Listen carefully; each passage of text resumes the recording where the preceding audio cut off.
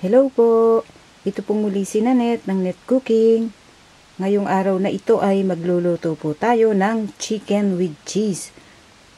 At sa ating pagluluto ay narito ang ating mga kakailanganin. Ang gagamitin ko pong part ng chicken dito is yung chicken breast. So ito yung part ng chicken na alam natin na pinaka-soft or yung pinakamalambot na part ng chicken. Then, gagamit din po ako dito ng ham, fresh ham. Then, meron tayo ditong all-purpose flour, breadcrumbs, eggs, 2 eggs ang gagamitin ko, milk, salt and pepper, then cheese. Then, yan ang thick niya. Medyo makapal itong cheese na to. Ang gagawin po natin dito sa cheese, ika-cut natin ito for 8 pieces. Okay, mag-i-start na po tayo sa ating pagluluto sa ating chicken roll with cheese. Then ngayon po ang first step na gagawin natin dito. So kailangan natin gumamit ng veneer globe. Then ang gagawin natin, itong ating chicken breast. So ika-cut natin ito, hahati-hatiin natin.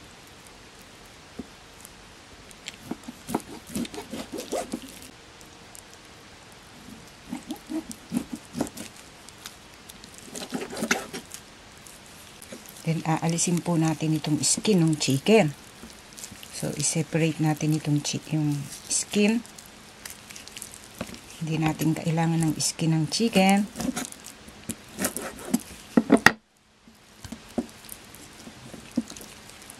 Then, ito, ikakat pa natin. So, pwede tayong makagawa dito ng 6 pieces sa isang chicken breast.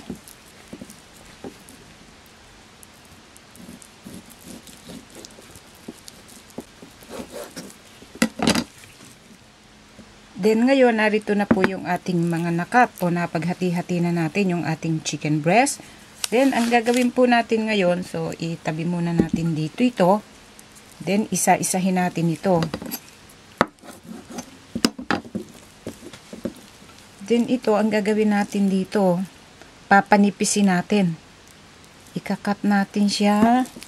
Ito yung pinakamatrabahong part ng recipe ito. Papanipisin po natin itong chicken. Dahan-dahan lang para hindi siya mapunit. Para hindi masira. Gagamit tayo ng knife na dito. So, ang paggamit ng knife, dahan-dahan lang papalaparin natin siyang ganyan. Hanggang sa numipis yung ating chicken. Papanipisin natin ito. Medyo ididiin-diin natin. Okay na itong nipis na to.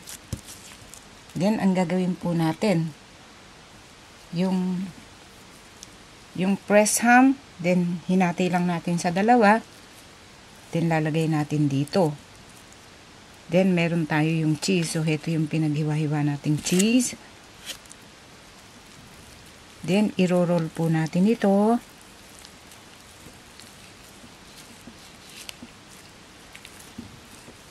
Isarado natin yung mga gilid. Malambot lang itong chicken na to, kaya pwede nating maisarado yung gilid. Then, narito ang kinalabasan ng ating pagro-roll sa ating chicken. Then, i-set aside muna natin ito. Tatapusin nating i-roll lahat ito. Then, lalagyan natin siya ng salt and pepper. Then, ngayon, narito na po yung ating chicken roll after na i-roll natin lahat at nalagyan natin ng cheese doon sa loob. Ang gagawin natin, so maglalagay lang po tayo dito ng kitchen towel. So ihirela natin dito ito.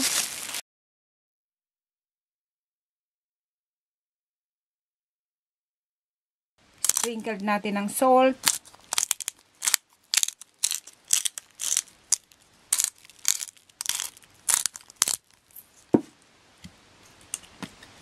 Then pepper, ground black pepper.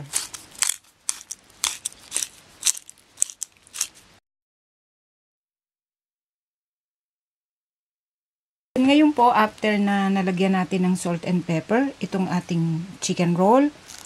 So, meron tayo ditong 2 eggs. So, lalagyan ko siya ng milk, 1 tablespoon of milk. Fresh milk ito. Beat natin. Then, meron tayo ditong flour and then breadcrumbs. Then, eggs. Ang gagawin po natin, itong ating chicken, ilalagay muna natin dito sa flour. Lalagyan natin ng flour. Lalagay natin dito sa eggs, yung beaten egg.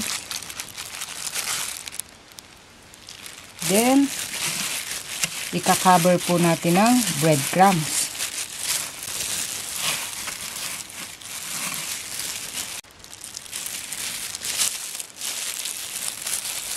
Then, narito yung ating chicken after nating na-cover ng flour, eggs, at saka breadcrumbs. Then, itabi natin dito yung matatapos natin. Then, ang gagawin lang natin dito, itutuloy-tuloy lang natin. At tatapusin natin na ma-cover natin ito ng flour, beaten eggs, at saka breadcrumbs. Okay, tatapusin lang po natin yung ganitong process. At ipa-fry naman natin ito. So, bago ko pala makalimutan, hindi ko na-mention kanina, kailangan din po natin dito ng cooking oil. Kasi ipiprito natin ito o ipapry natin sa medyo maraming cooking oil. Then ngayon, narito na po yung ating chicken roll. After na na-cover natin lahat. So, ready to fry na po ito. So, ipapry na natin. Then ngayon, meron po tayo ditong frying pan or wok. So, medyo malalim siya. Then, kailangan medyo marami ang gagamitin nating cooking oil dito. Hihintay nating uminit itong ating cooking oil at ipiprito na natin o ipapry yung ating chicken roll. Palagay ko mainit na to, pinainit ko na siya. Ang gagawin natin, meron tayo ditong wooden chopstick. Try natin. So, tingnan natin kung mainit na yung cooking oil natin.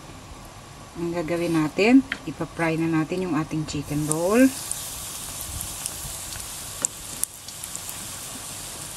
So, mga 5 pieces lang muna ang ilalagay ko dito. Kasi mas masarap dito pagka mainit siya, yung bagong luto siya. Mas masarap siyang kainin pag bagong luto.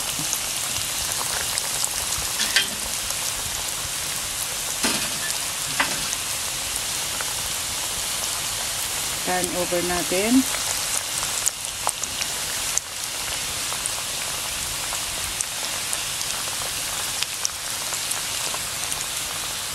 Pag na-turn over na natin siya, hinaan natin yung heat niya. So, i-low heat lang natin. Okay, hihintayin lang po natin maluto itong ating chicken roll.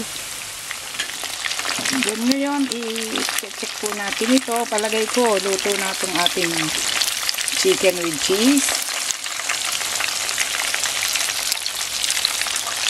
So, ang gagawin natin, hahanguin na natin.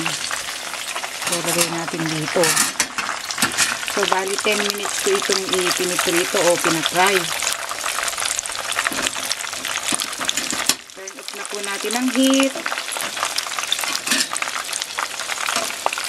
Then, yung ibang nagawa ko, so, the next, mamaya ko na siya ulit piprituhin o ipa-fry. Kasi, mas masarap kainin ito pag bagong luto.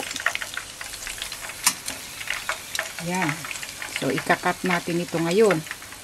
So, pwede na po natin itong iserve at kainin. Then, ngayon, ito po ang kinalabasan sa pagkakaluto po natin sa ating chicken with cheese or chicken roll.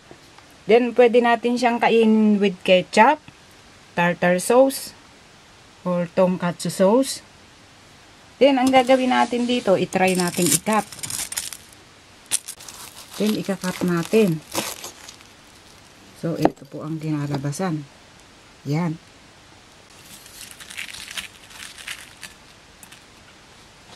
Yan ang ating chicken with cheese. Okay. Sana po nagustuhan nyo ang pagkakaluto natin sa reseping ito. Marami pong salamat. Ito po muli si Nanette ng Net Cooking. Thanks po. Bye!